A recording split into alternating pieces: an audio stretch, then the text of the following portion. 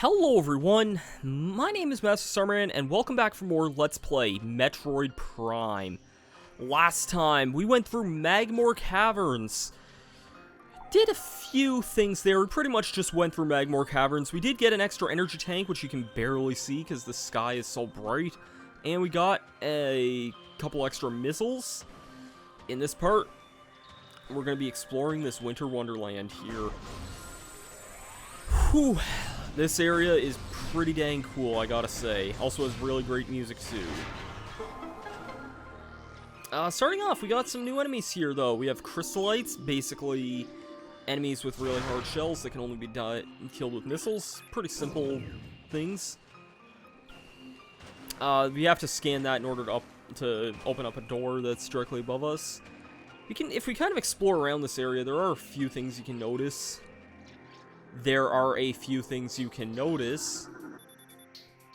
Ice covering this opening can be melted with extreme heat. Well, unfortunately, we can't just take this platform and use the jet on its back to melt that. That would be way too convenient. Anyways, I think you most of the time get missiles for killing those crystal guys. We do have another new enemy flying around here. A flicker bat, scavenger with optical camouflaging. Not the most threatening of enemies around, though. They're usually pretty docile and, like, go their own way most of the time. We have scatter bomboos. These things are similar to the ones we saw at the end of Chozo Ruins a couple videos ago. Except these ones usually just kind of go in hallways. You want to time it so that you can go in when they're underneath like that. They do kind of fog your visor up when you're near them. And check it out, yet another new enemy, Baby Sheegoth. These guys are a little bit on the ugly side and a little bit on the annoying side. Glacial Predator. These things are rather annoying. They do have a shell on their back. They're often in more than one pair. And yeah, these guys, they're kind of just not really a super hard enemy, but they can definitely be annoying. They have a pretty good number of attacks, both close range and long range.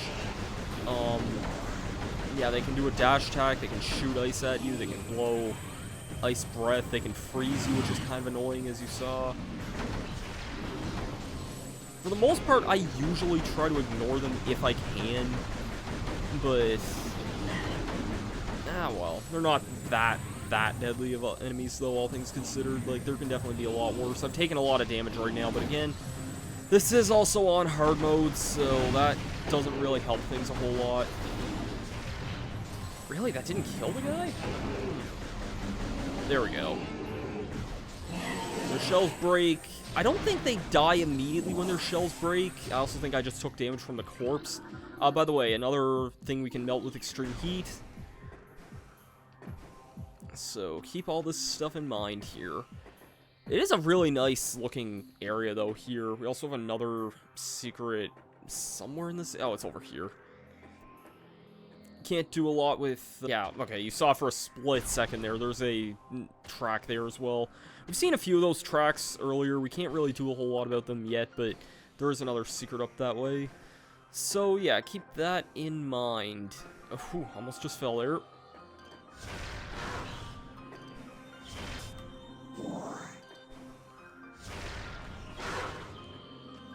I somehow hit two enemies with one missile there that wasn't even locked on. That's actually really impressive, not gonna lie. Ice Burrower, new enemy here. I think this is a one-time scan, so keep this in mind. Like, not like a one-time, but like this one can be missed, so keep that in mind. Not the most deadly of enemies, but they're basically the same as burrowers, but yeah, you want to keep that in mind. And this way here, these are pulse bombers here, which we did see earlier on in the game. They just drop bombs, and they are actually kind of deadly if you try to do a charge shot. They actually, like, home in on you if you're doing a charge shot, so keep that in mind. And these guys are resilient to the power beam in this game. In future Prime games, I believe you can kill them with the power beam, which is actually something I'm not used to. We have one more new enemy in this area. The Ice Shriek Bat. Again, this enemy, we're not actually gonna be going this way, but this enemy is another limited time scan, so keep that in mind. I'll point out the spot where those enemies will disappear, but just keep that in mind. It's probably best to get them when you're in this area. So, yeah. And technically, again, as a limited time scan, this blast shield is also one of those. So, blast shield must mean something important.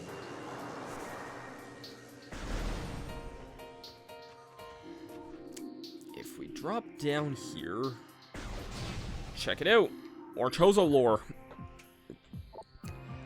So many creatures suffer beneath the blight upon the land, and we Chozo are no exception. But for all our pain, we can at least believe in the promise of the future. We may have come to believe that a time may never come when we can once again open the door and banish the darkness we've contained. Even so, our vigilance will forever remain. We believe that some far-off day, a savior will come and continue what we have begun. For that savior, we will leave our ancient weapons and armor. The soul who can gather them will be our entrusted one. The only being who can reverse the evil that grows here. We have a much deeper prophecy than we thought. These boxes here, I don't know what it takes to blow these up. I don't actually know if we can even blow these up with our current weapons or not, to tell you the truth. So, again, keep that in mind here. I feel like with enough shooting you can blow those up, but it's not worth it in my opinion. Anyways, scan this and it will activate some platforms, or at least bring them down a little bit. Might want to be careful here because I think the Sheegoth, sorry about that, my sensor bar is a little on the sensitive side, but yeah, the Sheegoths will like try to cause earthquakes as you're making these jumps.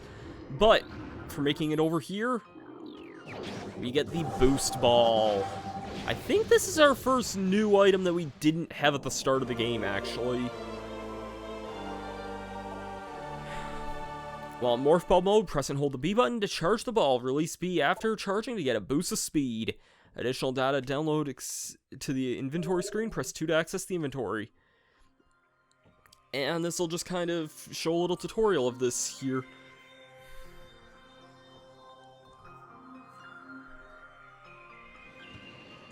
You know what I say to all this? Fittingly for a game that just got released. So here I am, doing everything I can, holding on to what I am, pretending I'm a Superman.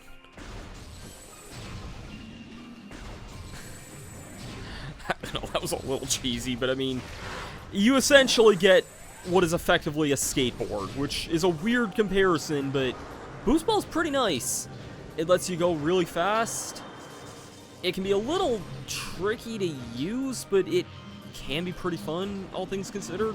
I remember actually I once played a Flash game that was based around the boost ball mechanics of this. So yeah.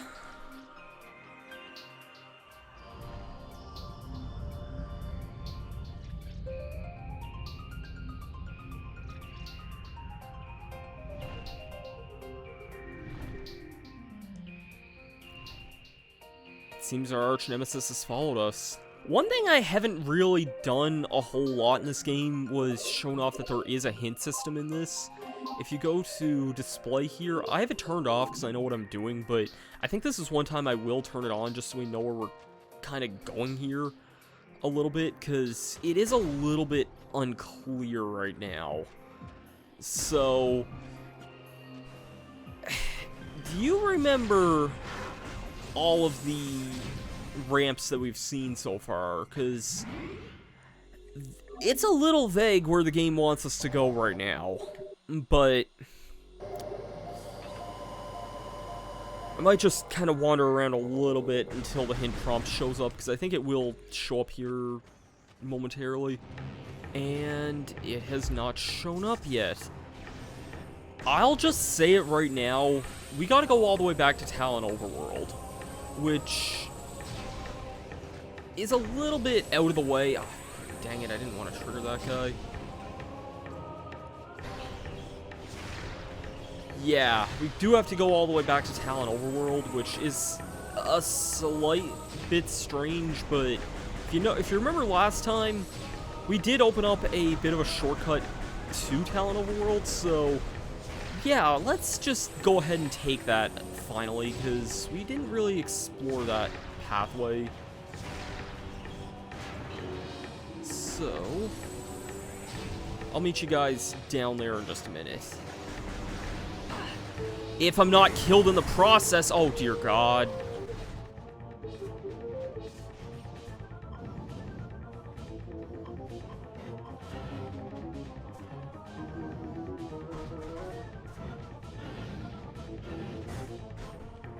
See, a backtracking segment that does not take long at all to go to. I don't know why my hint system didn't show up there, but I'm just gonna turn that off for now because, again, I don't really need it. I'm not really sure what the hint system would say in that. I remember this hint system not being useful in this game at all, but yeah, basically we do have to go back to Talon Overworld right now because there is a ramp here. This part of the game is weird because, I'll explain why at the end of this video, and I think you'll understand in a minute. But there is a missile expansion here, which you can never go wrong with. And heading in this way, we have some more beetles here. This room's really big and open, and if you look at the map here, that's a new type of door at the very top. We will not be able to go there for a very long time, so keep that in mind in a little bit.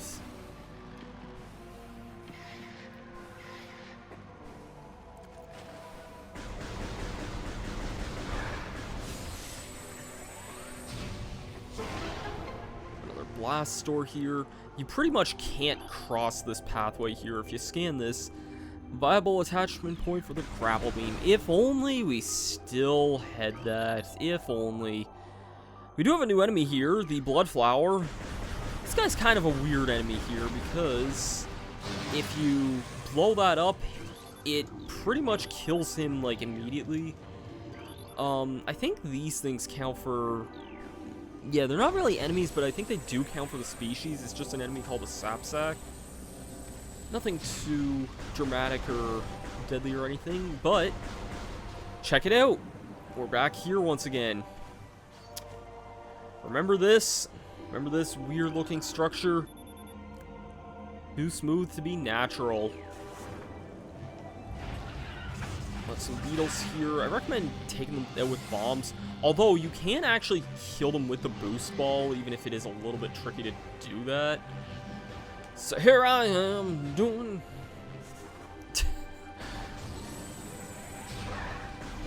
If we head all the way up here... It's a little hard to tell, but this is in fact a bomb wall here.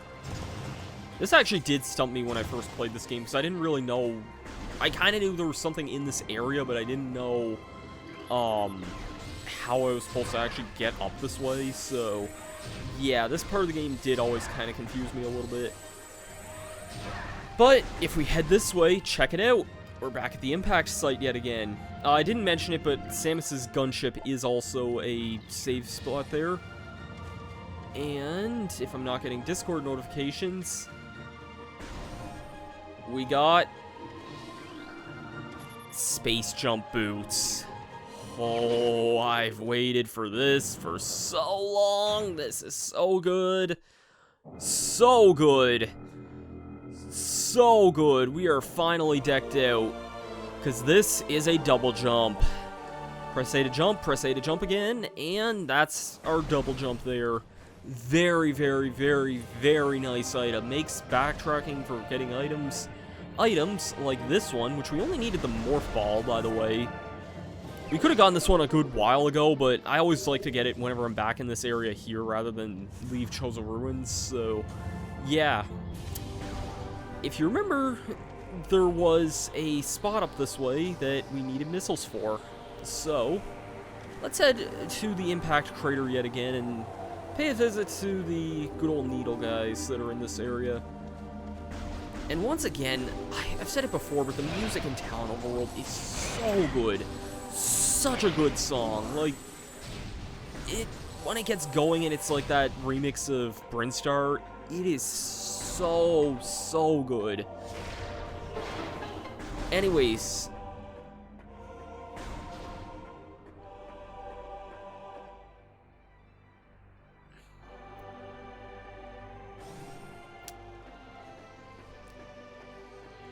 we got some more lore in this area. Throughout our living nightmare, as we battled with this unyielding darkness, we chose to see a light. This light glows with promise, chasing these shadows cast by great poison and purifying that which has grown toxic. It is strange, though, at times, it looks to our eyes as if the light coalesces with the figures of a woman. Burning brightly, the luminescence descends from space, then retreats back into the infinite blackness from whence this came. When this prophecy comes to pass, when the light reduces, Chozo's long vigilance of containment will finally come to an end. In other words, we are the luminescence that'll protect this planet.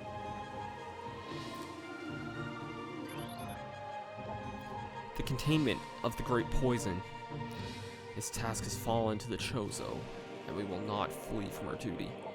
Even as we suffer with the land and its creatures, we will pour our will into the 12, the artifacts that, when brought together, form the lock that holds this great evil at bay. In the depths of the planet, this lock must stand up for all that might come to assault it. They preserve the power of the seal, and protect it from those who would meddle for their own designs. We will spread the artifacts across the land, hiding them from prying eyes. The lock must never open until the day comes when this disaster can finally be put right.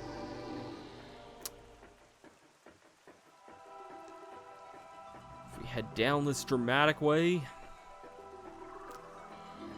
we have a new collectible. This is a Chozo artifact. Collect it, then scan the totems here for clues to the locations of the other remaining artifacts. Together, the artifacts will open a path to the center of the impact crater. This is our main objective for the entire game. 5 videos in, we have our first artifact. This is Artifact of Truth, the first of 12. Collect it, then scan the totems around here for clues on the locations of the remaining artifacts. Together, the artifacts will open a path to the center of the impact crater.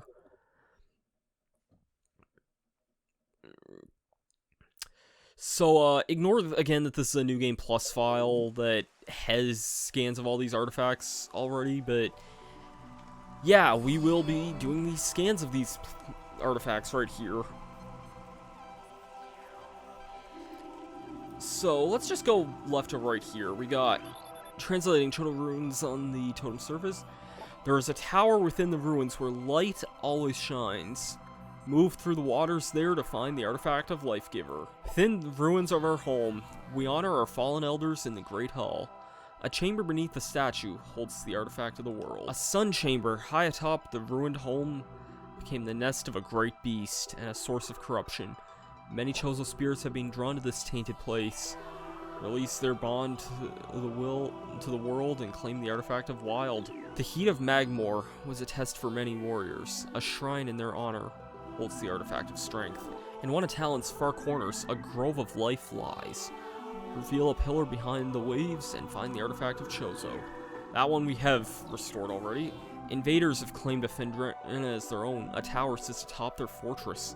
Collapse it to reveal a chamber where the artifact of Elder is held. A tall cave stands at the Phendrena's edge. Seek the unseen entrance at the top to find an artifact of spirit. So as we're leaving this area,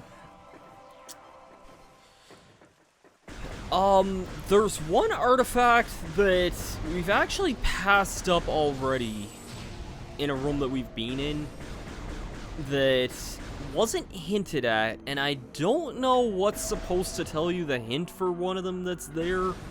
So I'm a little bit confused. The rest of them, I'm gonna guess that some of them just open up over time. So, yeah. If that's the case, then I will check one thing. So, because this is a 100% save file, I do have some scans of the other artifacts on here. So, those will give the hints of where these areas are here that we don't have access to yet. So, Warrior, a room of research lies within the mines. A corrupted invader is trapped there. Defeat this creature to claim the artifact of Warrior.